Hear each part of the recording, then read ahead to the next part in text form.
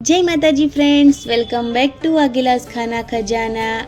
આજે આપણે શિયાળામાં બધાનો ફેવરેટ એવો ગાજરનો હલવો બનાવીશું. એ પણ ગાજરને છીણ્યા વગર જ બનાવીને રેડી કરીશું. ગાજરનો હલવો માવા વગર અને માવાવાળો એમ બંને રીતે બનાવવામાં આવે છે, પણ આજે આપણે ઘરે માવા વગર એકદમ સરસ ગાજરનો હલવો કેવી રીતે બનાવાય તે જોઈશું. તો તમને જો મારી રેસિપીઓ ગમતી હોય અને તમે હજુ સુધી ચેનલને સબસ્ક્રાઈબ ના કરી હોય તો પ્લીઝ ચેનલને જરૂરથી સબસ્ક્રાઈબ કરી લેજો.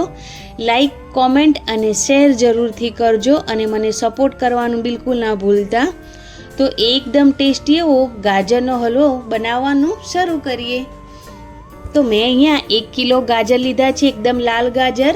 તેને એકદમ સારી રીતે ધોઈ લૂછી અને તેને કટ કરી લીધા છે. આ રીતે તમારે કટ કરીને રેડી કરવાના છે, છીણવાની જરૂરત નથી. હવે એક જાડા તળિયાવાળી કઢાઈ લઈશું અને તેની અંદર 2 થી 3 ચમચી જેટલું ઘી લઈશું. ઘી ગરમ થઈ જાય એટલે કટ કરેલા ગાજર એડ કરી દઈશું.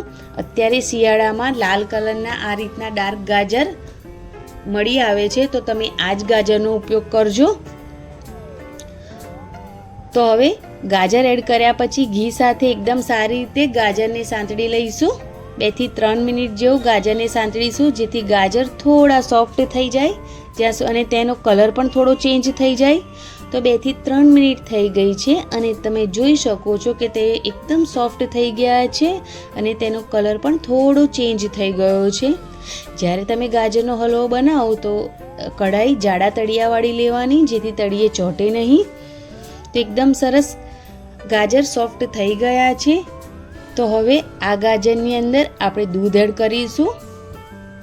તો અહીંયા મેં 1 કિલો ગાજર લીધા છે, એટલે હું અહીંયા 1 કિલો દૂધ એડ કરીશ અને દૂધ તમારે ફૂલ ફેટવાળું યુઝ કરવાનું છે.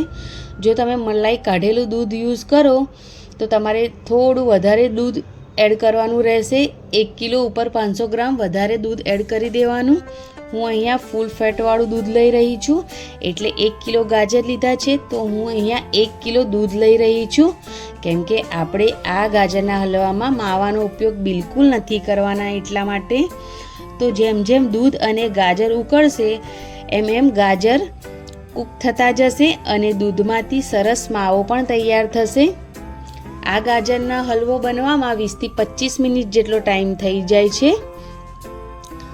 તો દૂધ ઉકળવા માંડ્યું છે અને જે ગાજર છે એ પણ કૂક થવા માંડ્યા છે અને માવો પણ છૂટો પડવા માંડ્યો છે. તો હવે મેશરની મદદથી ગાજરને મેશ કરી લઈશું. ખૂબ જ આરામથી ગાજર મેશ થઈ જાય છે, કેમ કે એકદમ સારી રીતે ગાજર કૂક પણ થઈ ગયા છે અને એકદમ સોફ્ટ પણ થઈ ગયા છે, એટલા માટે.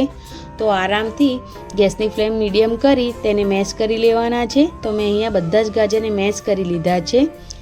અને તમે જ્યારે દૂધ ઉકળવા મૂકો ત્યારે ગેસની ફ્લેમ હાઈ રાખશો તો ચાલશે, અને જેમ જેમ દૂધ એકદમ ગાઢું થઈ જાય એટલે ગેસની ફ્લેમ લો ટુ મીડિયમ કરી દેવાની છે. તો હવે ટેસ્ટ અકોર્ડિંગલી ખાંડ એડ કરી દઈશું. તમે ખાંડની જગ્યા પર ગોળ યા સાકરનો પણ ઉપયોગ કરી શકો છો, જે તમને પસંદ હોય એ પ્રમાણે ટેસ્ટ પ્રમાણે ખાંડ એડ કરી દેવાની. આશરે મેં અહીંયા 1 વાટકી ભરીને ખાંડ એડ કરી છે. તો તેને પણ એકદમ સારી રીતે ગાજરના હલવા સાથે મિક્સ કરી લઈશું. આ ગાજરનો હલવો ખૂબ જ આસાનીથી બનીને રેડી થઈ જાય છે. ગાજરને છીણવાની પણ જરૂર નથી પડતી. તો અહીંયા 25 મિનિટ જેટલો ટાઈમ લાગ્યો છે દૂધ બળતા, અને હવે ઓલમોસ્ટ ગાજરનો હલવો રેડી થઈ ગયો છે. તો લાસ્ટમાં મેં અહીંયા ઇલાયચી પાવડર એડ કરી દીધો છે. તમે થોડા ડ્રાય ફ્રૂટ્સ પણ એડ કરી શકો છો. હું તેને ગાર્નિશિંગમાં એડ કરવાની છું, એટલે મેં અહીંયા એડ નથી કર્યા, પણ તમે અત્યારે એડ કરી શકો છો જે તમને પસંદ હોય ડ્રાય ફ્રૂટ્સ એ. તો ગાજરનો હલવો બનીને રેડી થઈ ગયો છે. ના વધારે મહેનત કે ના ગાજરને છીણવાની ઝંઝટ. તો તમે પણ આ હલવો જરૂરથી ટ્રાય કરજો. ચાલો સર્વ કરી દઈએ હલવાને. તો ખૂબ જ આસાન રેસીપી છે, કેમ કે છીણવાની પણ ઝંઝટ રહેતી નથી અને આરામથી આ હલવો ઘરનું કામ કરતાં કરતાં પણ બની જાય છે, જ્યાં સુધી દૂધ ઉકળે છે ત્યાં સુધી. તો તમે આ રેસીપી જરૂરથી ટ્રાય કરજો. તો મેં અહીંયા હલવાને સર્વ કરી દીધો છે. તો તેની ઉપર બાદામ, કાજુ અને મેં પિસ્તા એડ કરી દીધા છે. તમને જે પણ ડ્રાયફ્રૂટ્સ પસંદ હોય તે તમે એડ કરી શકો છો. તો તમને જો મારી આજની આ ગાજરના હલવાની રેસીપી પસંદ આવી હોય તો પ્લીઝ ચેનલને જરૂરથી સબસ્ક્રાઈબ કરી મને જરૂરથી સપોર્ટ કરજો અને આ વિડીયોને લાઈક, કોમેન્ટ અને વધારે ને વધારે શેર કરજો. તો મળીએ એક નવા વિડીયો સાથે. ત્યાં સુધી મારી ચેનલ પર જરૂરથી વિઝિટ કરજો. તમને અવનવી વાનગીની રેસીપી મળતી રહેશે અને તમને જો કોઈ રેસીપી જોઈતી હોય તો મને કોમેન્ટ બોક્સમાં જરૂરથી જણાવજો. Thanks for watching. Bye bye. Take care.